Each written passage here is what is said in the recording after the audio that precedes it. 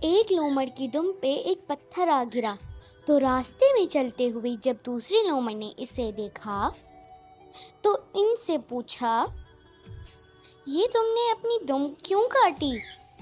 تو دم کٹا ہوا لومڑ بولا، اس سے مجھے بڑی خوشی اور فرصت محسوس ہو رہی ہوتی ہے، ایسے لگتا ہے جیسے میں ہواؤں میں اڑ رہا ہوں۔ بس گھیر گھار کے اس دوسرے لومڑ کو اس نے دم کٹوانے پر راضی کر ہی لیا۔ جب اس نے دوسرے لومڑ کی دم کاٹی تو اسے بہت شدید درد اور تکلیف محسوس ہوا۔ وہ کہنے لگا، مجھ سے جھوٹ کیوں بولا؟ مجھے تو بہت درد محسوس ہو رہا ہے۔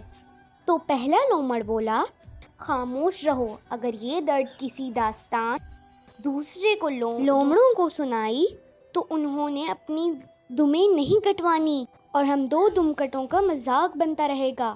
بات سمجھ میں آئی تو یہ دونوں دم کٹے پوری برادری کو یہ خوشکن تجربہ کرنے کے کہتے، نتیجہ یہ نکلا کہ دم کٹی ہوئی لومڑوں کی تعداد زیادہ ہو گئی۔ اب حالت یہ ہو گئی کہ جہاں دم والا لومڑ دکھائی دیتا تو اس کا مذاق اڑایا جاتا تھا۔ درس حیات میرے عزیز دوستوں، جب بھی کوئی فساد عام ہو کر پھیل جاتا ہے تو یہ بے وقوف عوام نیکوکاروں کو ان کی نیکی پہ ان کو طعنے دینے لگ جاتے ہیں اور پھر خوب ان کا مذاق اڑاتے ہیں۔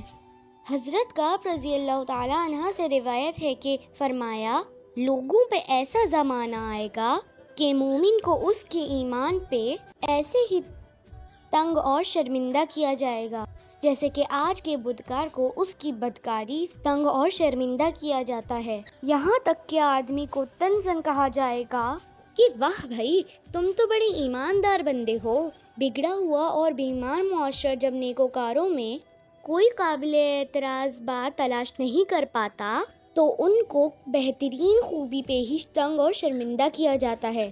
کیا لوط علیہ السلام کی قوم نے نہیں کہا تھا کہ نکال دو لوط کے گھر والوں کو اپنی بستی سے، یہ تو بہت نیک بنے پھرتے ہیں؟